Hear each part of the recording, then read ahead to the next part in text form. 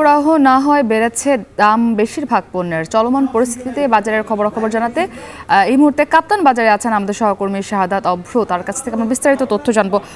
অভ্র, আমরা বলছিলাম যে সরবরাহ স্বাভাবিক নয়, তো সেই দিক থেকে জানবেন যে কোন কোন সবজির দাম কতটুকু বেড়েছে।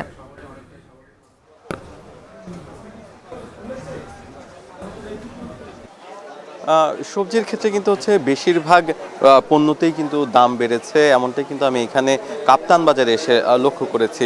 মূলত হচ্ছে আলু থেকে শুরু করে সব কিছুতেই পেঁয়াজে 20 টাকা বেড়েছে এবং আলু থেকে শুরু করে মোটামুটি সবজির সব পণ্যেই দাম বেড়েছে। তবে একটি কথা বলে রাখতে চাই, শুধুমাত্র ফার্মের মুরগিতে কিন্তু হচ্ছে আগে 180 টাকা বিক্রি করা হতো, সেখানে 160 টাকা, মানে কিছুটা দাম কমেছে।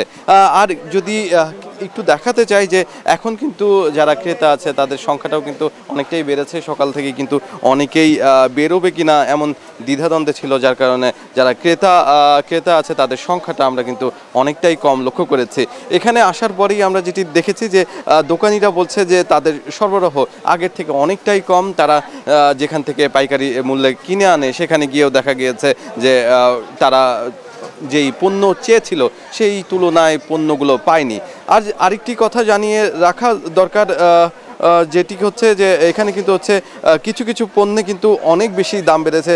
যেমন যদি বলি যে টমেটোতে কিন্তু হচ্ছে যেখানে ছিল 150 থেকে 160 টাকা কেজি, সেখানে কিন্তু এই মুহূর্তে টমেটো কেজি 180 টাকা, ঢেঁড়স 50 টাকা, চিচিঙ্গা 40 টাকা, চিচিঙ্গা এখন বর্তমানে 80 টাকা দরে হচ্ছে বিক্রি হচ্ছে। এছাড়াও ধনিয়া পাতা কিন্তু হচ্ছে যেটি কিনা 140 টাকা ছিল সেটি বর্তমানে যেটি কিনা 240 টাকা ছিল সেটি কিন্তু বর্তমানে 280 টাকা। এছাড়াও বেগুনের কথা যদি বলতে চাই, বেগুনের দাম অপরিবর্তিত রয়েছে, বেগুন 80 টাকায় বিক্রি হচ্ছে। পটল 50 টাকার পটল, সেটি আজকের দিনে কিন্তু 60 টাকায় বিক্রি হচ্ছে। এছাড়াও ফুলকপির ক্ষেত্রেও কিন্তু হচ্ছে 50 টাকা করে প্রতি পিস ফুলকপি বিক্রি করতে দেখেছি। পেঁয়াজের দাম যদি বলতে চাই সেক্ষেত্রে কিন্তু বলতে হবে যে 100 টাকার পেঁয়াজ কিন্তু 100 থেকে 110 টাকা।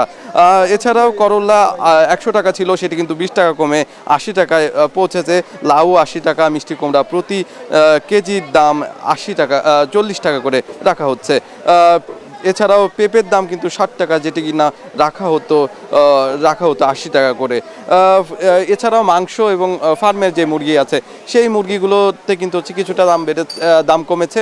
এর মূল কারণ হচ্ছে বর্তমানে যেই সরবরাহ আছে এই সরবরাহ দিয়েই খুব সহজেই নাকি চালিয়ে নেওয়া যাবে, এমনটাই কিন্তু বলছেন যারা দোকানি আছে তারা। আরেকটি বিষয় এখানে এসে লক্ষ্য করলাম, যারা কিনা হচ্ছে বাজার করতে এসেছেন তারা বলছেন যে নতুন যে সরকার গঠিত হবে তারা যেন অবশ্যই জনগণের যেই মূল্যস্ফীতি, বিশেষ করে খাদ্যে মূল্যস্ফীতি, সেটির কথা মাথায় রেখে কাজ করে। একই সাথে যারা কিনা হচ্ছে নীতি নির্ধারণী পর্যায়ে আছে তারা কিন্তু হচ্ছে সাধারণ মানুষ যেটা চায়, যেভাবে হচ্ছে সহজে জীবনযাপন করতে পারে সেভাবে কিন্তু হচ্ছে বাজার পরিস্থিতি নিয়ন্ত্রণ করতে বলা হচ্ছে।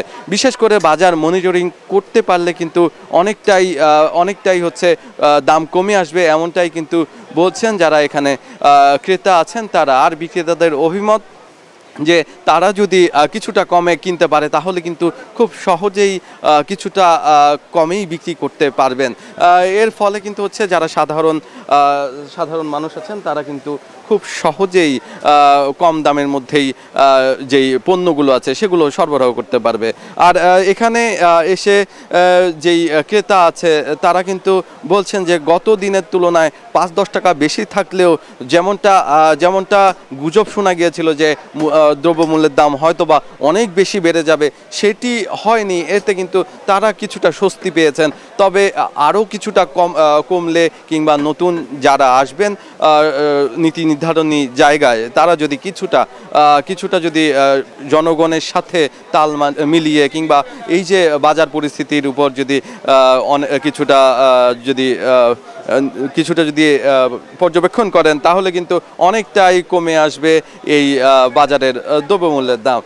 এতে করে কিন্তু যারা সাধারণ মানুষ আছেন তারা অনেকটাই স্বস্তির মুখে পড়বেন এমনটাই বলছেন। তবে চাল ডালের কথা যদি বলতে চাই সেক্ষেত্রে কিন্তু অপরিবর্তিত রয়েছে এই দামগুলো।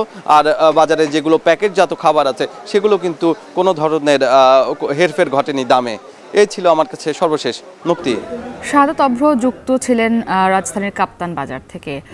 এদিকে বিভাগীয় শহরগুলো সহ দেশের বিভিন্ন স্থানে পরিস্থিতি অনেকটাই